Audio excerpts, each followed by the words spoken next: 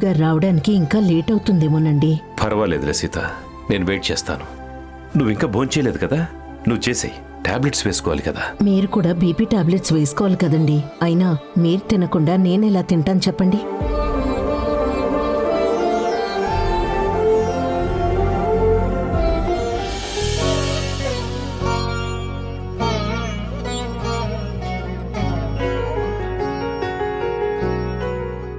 అదిగో అల్లుడు గారు వచ్చేశారు. ఏంటి బాబు, ఏదో పనుందని వెళ్ళావు కదా, పని అయిందా? అయింది మావయ్య. సరే బాబు, కాళ్ళు చేతులు కడుక్కొనిరా, భోంచేద్దు గాని. అత్తయ్య, నేను ఫ్రెష్ అయ్యి వచ్చాక తింటాను. మీతో కలిసి భోంచేద్దామని ఇప్పటిదాకా మీ మావయ్య గారు తినకుండా మీకోసం వెయిట్ చేస్తున్నారు బాబు. అవునా మావయ్య? మీరు నా మీద చూపిస్తున్న అభిమానానికి ఏమిచ్చి మీ రుణం తీర్చుకోగలను? భలేవాడివే బాబు, ఇంత చిన్న విషయానికి అంత పెద్ద మాటలెందుకు బాబు? కొడుకులాంటి నీతో కలిసి భోంచెయ్యాలని ఏ తండ్రికి మాత్రం ఉండదు చెప్పు. సారీ మావయ్య, నా పని కొంచెం లేట్గా అయింది.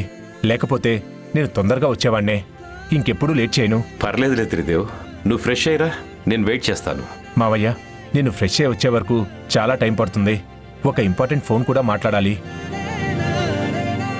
అప్పటి వరకు మీరు నా కోసం ఎదురు చూడ్డాం నేను మిమ్మల్ని ఇబ్బంది పెట్టినట్టు అవుతుంది. పైగా మీరు టైంకి తిని టాబ్లెట్స్ వేసుకుంటేనే కదా మీ ఆరోగ్యం బాగుంటుంది. నేను అల్లుడిగా కాదు, ఒక డాక్టర్గా చెప్తున్నాను. టైం తప్పకుండా మీరు భోజనం చేయండి. నేను ఎప్పుడైనా లేట్ అయితే ఇలా నా కోసం వెయిట్ చేయకండి ప్లీజ్. మీ హెల్త్ కేర్ తీసుకోండి. అలాగే అల్లుడు. సీత, పద మనం భోంచేద్దాం. రండి. నేను వచ్చేంత వరకు అన్నం తినకుండా నా కోసం వెయిట్ చేస్తున్నారు అంటే నా మీద మీకున్న ప్రేమ, గౌరవం, అభిమానం తెలుస్తున్నాయి మావయ్య.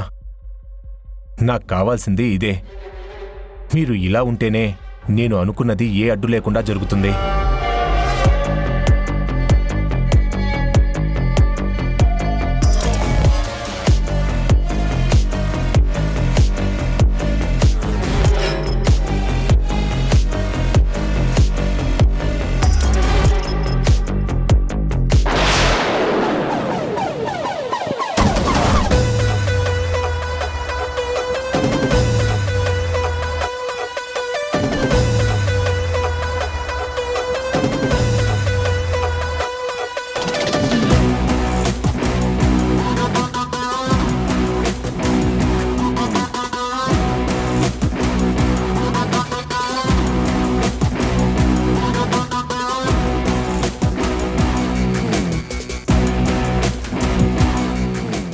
ఇది మందు సెటప్లా కనిపిస్తుంది.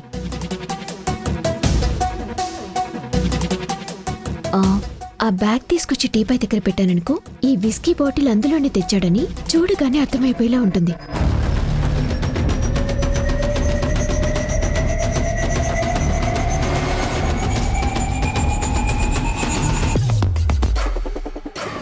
స్నానం చేయడం అయిపోయినట్టుంది.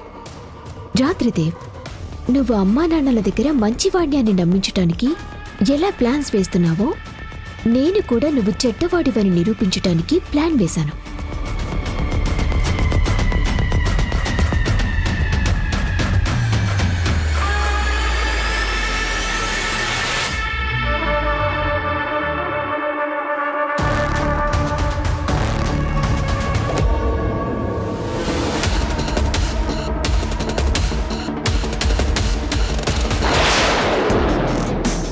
ఆహా, ఫారిన్ సరుకు, కాస్ట్లీ విస్కీ బాటిల్, పక్కన గ్లాస్ కూడా పెట్టుంది, వాటర్ కూడా ఉంది. స్టఫ్ ఒక్కటే లేదు. అయినా ఈ సెటప్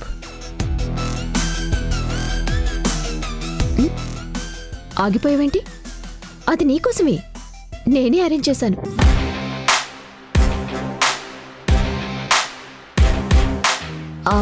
స్టఫ్ పెట్టడం మర్చిపోయాను. నాకు వాటి గురించి తెలియదు కదా. కానీ నువ్వు డ్రింక్ చేయి, నీకు అలవాటే కదా.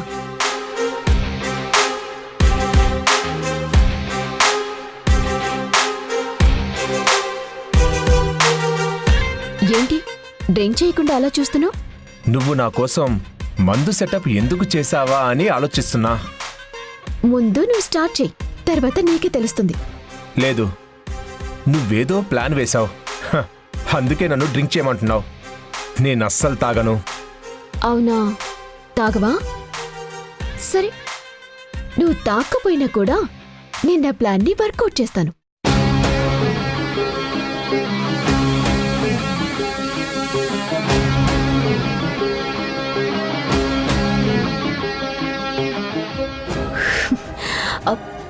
ఏవండి,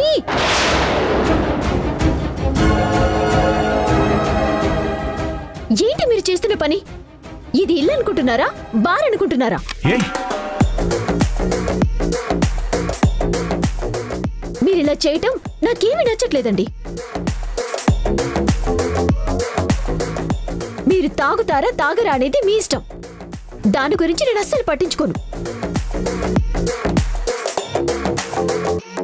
కానీ ఏయ్, మీరు దేవుళ్ళలాగా భావించి మా అమ్మా నాన్న ఉన్న ఈ ఇంట్లో ఎలాంటి పనులు చేయొద్దు ఏయ్. ప్లీజ్.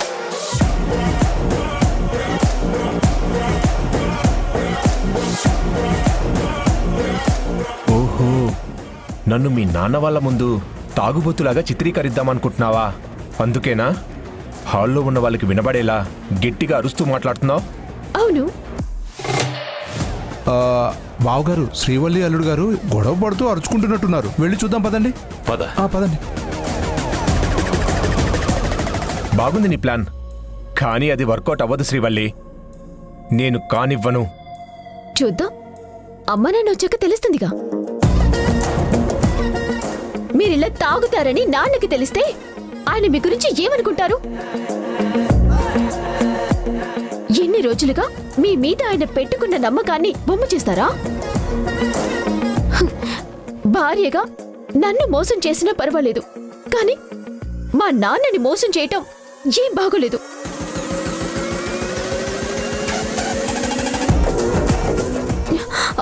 ఏంటమ్మా, ఏం జరిగింది? చూడండి నాన్న, మీ అల్లుడి గారి భాగోతం.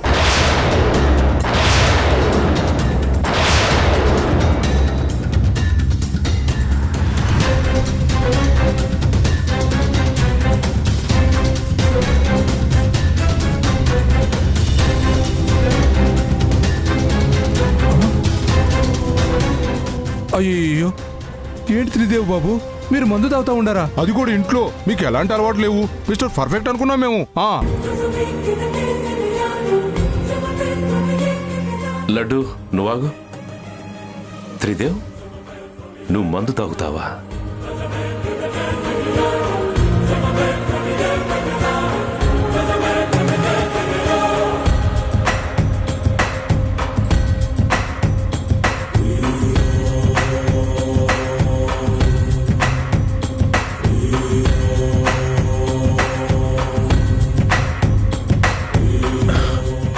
తాగుతాను మావయ్య.